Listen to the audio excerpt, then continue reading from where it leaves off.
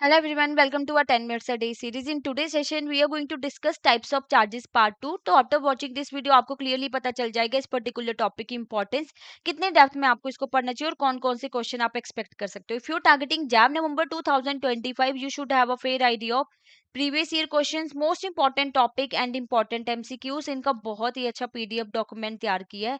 Description box में जाके आप फाइल को एक्सेस कर सकते हैं. It is free of cost and ये आपकी प्रिपरेशन को और ज्यादा आसान बनाते हैं बिकॉज इनसे एक तो रियल एग्जाम का पैटर्न पता चल रहा है, हाई वेटेज वाले टॉपिक के बारे में क्लैरिटी मिलती है एंड एमसीक्यूज की प्रैक्टिस करने से स्पीड और एक्यूरेसी दोनों बढ़ती है.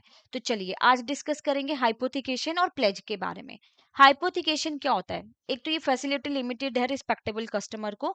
हाइपोथिकेशन मोड यूज किया जाता है उन सिचुएशंस में जहां पे गुड्स और उनकी फॉर्म जो है ना चेंज होती रहती है. जैसे जो स्टॉक हो गया, गुड्स वर्क इन प्रोग्रेस में उसको चेंज कर दिया फिनिश्ड गुड में. ठीक है, तो only way of creating charges hypothecation, जहां पे कांस्टेंट हैंडलिंग होती है फैक्टरिंग में.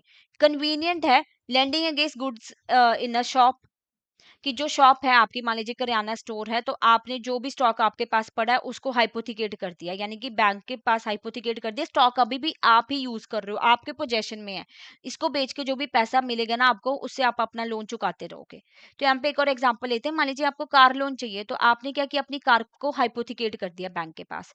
कार अभी भी आप ही यूज कर रहे हो, पर जो कार की आरसी है ना, वो बैंक के नाम पे है अभी.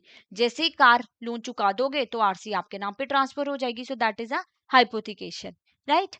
अब अगर बोरोवर आपका कंपनी है which is registered under the company act, जो चार्ज क्रिएट होता है, the charge by way of hypothecation must be registered with in a period of 30 days of its creation. यानी कि रजिस्ट्रार ऑफ कंपनी में आपको register करवाना पड़ेगा within a period of 30 days, right.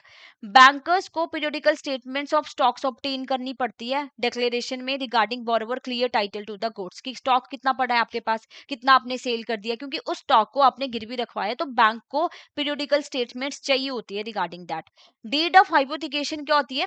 Bankers को ना लेटर ऑफ हाइपोथिकेशन ऑब्टेन करना होता है, जो सर्व करता है as agreement and contain several clause to protect the bankers interest under all contingency. अगर कोई आगे दिक्कत आ जाती है तो उसमें साफ साफ लिखा हो कि बैंकर्स के क्या राइट हैं, जो गुड्स को आपने हाइपोथिकेट किया है, कितना स्टॉक आप सेल कर सकते हो, कब आपको, मतलब सारे के सारे टर्म्स एंड कंडीशन उसमें मेंशन की जाती है डीड ऑफ हाइपोथिकेशन में. ओके, तो चलिए अब डिस्कस करेंगे प्लेज को. देखो हाइपोथिकेशन में तो आपने गुड्स अपने पोजेशन में रखी थी, आपको लोन मिल गया था. प्लेज में क्या होता है, आप बेलमेंट ऑफ गुड्स कर रहे हो for the purpose of providing security for the payment of debt और परफॉर्मेंस और प्रॉमिस. यानी कि आपने गोल्ड चेन अपनी गिरवी रखवाई और उस पे अगेंस्ट लोन ले लिया. ये गोल्ड चेन अब फिजिकली बैंक के पोजेशन में उन्होंने अपने लॉकर में रखी है. ठीक है, तो ये होता है प्लेज. तो गोल्ड भी रख सकते हो, ज्वेलरी भी रख सकते हो, सिक्योरिटीज भी रख सकते हो, फिक्स डिपॉजिट रिसीट्स कुछ भी रख सकते हो, बट वो बैंक के पोजेशन में होगा. तो यहाँ पे जो रिलेशन क्रिएट होता है बिटवीन बैंक एंड बोरोवर, वो होता है पॉनर एंड पॉनी का. पॉनर कौन हो गया? बोरोवर. पॉनी कौन है? बैंक हो गया. पॉनी की एक स्पेसिफिक प्रॉपर्टी होती है प्लेज में, जो एक्चुअल में राइट है वो आपका ही है. जैसे आप लोन चुका देते हो तो फिर आप अपनी गोल्ड चेन जो है फिर वो आपको मिल जाएगी, जैसे आपने लोन चुका दिया. अब ये सारी चीजें मेंशन की गई है इंडियन कॉन्ट्रैक्ट एक्ट 1872 में. एक्चुअल और constructive delivery, actual delivery physically आपने गोल्ड चेन बैंक को हैंड ओवर कर दी. कंस्ट्रक्टिव डिलीवरी, गो डाउन में व्हीट बैग्स पड़े हैं जिसके अगेंस्ट आप लोन ले रहे थे, उसकी चाबी आपने दे दी, कीज हैंड ओवर कर दी. ठीक है, चलिए मोड्स ऑफ डिलीवरी अंडरस्टैंड करते हैं कि गुड्स में be delivered by one of the following methods. या तो आप की जो गो डाउन की उसको हैंड ओवर कर रहे हो जिसमें गुड्स रखी गई हैं, that is one method. Secondly by attornment. Attornment का मतलब क्या होता है कि आपने गुड्स जो है ना पब्लिक वेयर हाउस में रखी थी, जो मान लीजिए सेंट्रल वेयर हाउस में आपने जो है अपनी गुड्स रखी थी. ठीक है, अब आपने वो बैंक को प्लेज करती, तो अब बैंक पे उसका राइट है, यानी कि पौनी का राइट है. तो जो वेयर हाउस मैन होगा ना, वो एक्नॉलेज करेगा पौनी को कि अब वो गुड्स को वहां पे होल्ड करके रखेगा उनके बिहाफ पे. अब उस पे उसका राइट नहीं है, जो दूसरा पॉनर था जिसने जो है पौनी को गुड्स दी. अब राइट किसका है? पौनी का है. या अब क्या होता है, कुछ डॉक्यूमेंट्स जो होते हैं, जैसे आपके बिल ऑफ लेडिंग हो गया, शिप से ट्रेवल कर रहे हैं गुड्स, रेलवे रिसीट्स होते हैं, वेयर हाउस रिसीट्स होती हैं।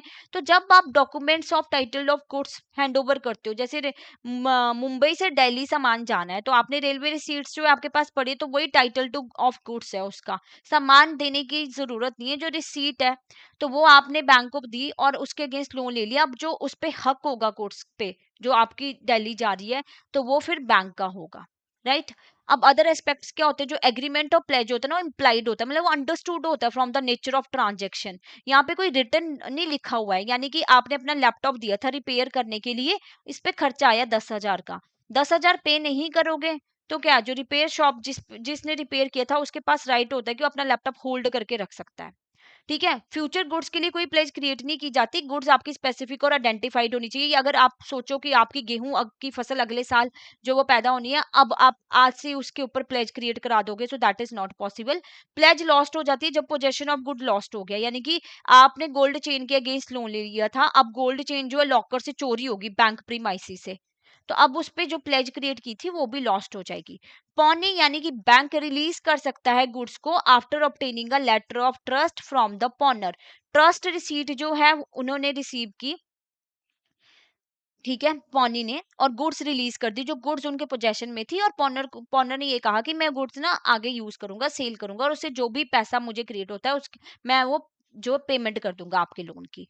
तो अब इस टीआर की वजह से बैंकर का जो राइट है एज अ पोनी वो अनइफेक्टेड है, उस पर कोई इफेक्ट नहीं पड़ेगा। जब बोरोवर इंसॉल्वेंट भी हो जाता है ना, तो जो ऑफिशियल रिसीवर है can not claim the goods, वो गुड्स को क्लेम नहीं कर सकते, उस पर राइट अभी भी बैंक का ही है। अब प्लेज कौन क्रिएट कर सकता है, ओनर ऑफ द गुड्स, जो गुड्स का ओनर है वो क्रिएट कर सकता है। मर्चेंटाइल एजेंट्स यानी कि जो कार डीलर है, मान लीजिए कार डीलर है, वो भी कर सकता है, उसके पोजेशन में गुड्स हो, document of title of goods हो उसके पोजेशन में, ओनर ने कंसेंट दिया हो तभी, उसको इंटरेस्टेड की हुई हो goods as a mercantile agent, उसने प्लेज क्रिएट की हो ऑर्डिनरी कोर्स ऑफ बिजनेस में, पॉनी को एक्ट करना है गुड फेथ में, और has no notice at the time of pledge that the pawnor has no authority to pledge. अब ऑनर ने अपने कंसेंट के साथ गुड्स दे दी, अब पॉनी का काम है, बैंक का काम है कि उसको गुड फेथ में जो है ना प्लेज क्रिएट करनी है। अब उसको कोई वो नोटिस नहीं है कि वो गुड्स, वो कार डीलर है उसके पास किसी और की कार है, उससे कोई लेना देना नहीं है, बस उसको अपने गुड फेथ में प्लेज क्रिएट करनी है, उसको पोजेशन में जो है उसने कार ले ली।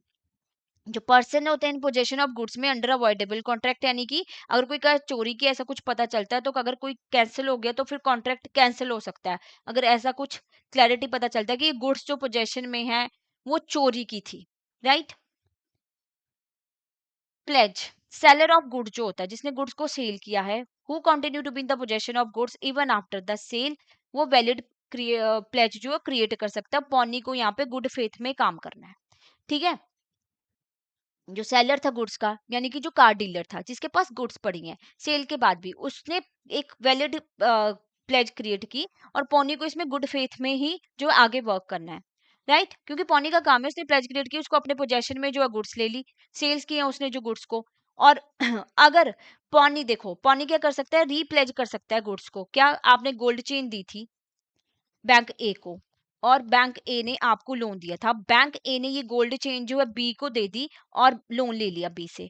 अब आपने अपना डेट पे कर दिया, ठीक है, फर्स्ट पॉनी आपका बैंक ए हो गया ना, सेकंड पॉनी आपका बैंक बी है, तो आपने अपना डेट पे कर दिया। तो अब आपको जो है अपनी चेन चाहिए, तो अब बैंक ए और बी आपस में जो है अपना लोन अमाउंट देखते रहेंगे, क्योंकि जो बैंक ए ने लिया था वो बी को पे करे, बट गोल्ड चेन जो है आपको मिलेगी, दैट इज योर राइट, ठीक है। वो आपको रिटर्न करेगा आपके गुड्स, चाहे वो बैंक बी के पास पड़ी है, चाहे बैंक ए ने लोन नहीं चुकाया है, तो वो उससे आपको कोई लेना देना नहीं है, आपको अपनी गोल्ड चेन मिलेगी, क्योंकि उस पे आपका ही राइट था। राइट ऑफ ओनी क्या होता है, राइट ऑफ रिटेनर, यानी कि बैंक जो है आपकी गुड्स को रिटेन करके रखते हैं जब तक कि आप लोन नहीं चुकाते हो। Right to claim extraordinary expenses, यानी मान लीजिए आपने कार प्लेज की थी, अब उसका शीशा टूट गया due to any unforeseen situation, तो इसके लिए बैंक ने ना कवर अरेंज किया, तो इस कवर का जो भी एक्सपेंस है वो आपसे कवर किया जा सकता है। No right to retain in respect of other debt, इस कार को आपने मान लीजिए होम लोन लिया है सेम बैंक से, कार आपने प्लेज की थी पर्सनल लोन के लिए, अब होम लोन भी चल रहा है, होम लोन के अगेंस्ट जो है उसको राइट नहीं है कि उस कार को रिटेन करके रखे। अगर आपने पर्सनल लोन चुकता कर दिया, अब कार आपको वापस मिलेगी। राइट अगेंस्ट थर्ड पार्टी आती है, वो क्लेम करती है कि कार तो हमारी है। तो यहाँ पे बैंक बोल सकता है कि पहले तो मेरा अमाउंट चुकता करो, उसके बाद आप कार लेके जा सकते हो, कि फर्स्ट राइट जो है यहाँ पे बैंक का ही होगा। राइट वेयर पॉनर डिफॉल्ट, अगर पॉनर ने डिफॉल्ट कर दिया, उसने लोन नहीं चुकाया, तो फिर बैंक के पास राइट है कि वो आपकी कार को सेल करके अपना अमाउंट रिकवर कर सकते हैं। एक्शंस आफ्टर सेल, मान लीजिए कार सेल की, अमाउंट रिकवर करना था 2 लाख बट हुआ 1.9 लाख, तो जो बाकी का अमाउंट है वो फिर बैंक आपसे रिकवर कर सकता है। तो इसी के साथ हमारा ये टॉपिक जो कंप्लीट होता है। तो that's all for today. Now I would like to inform you कि if you are targeting JAM number 2025 ना, बहुत ही कम टाइम रह गया हमारे पास प्रिपरेशन के लिए।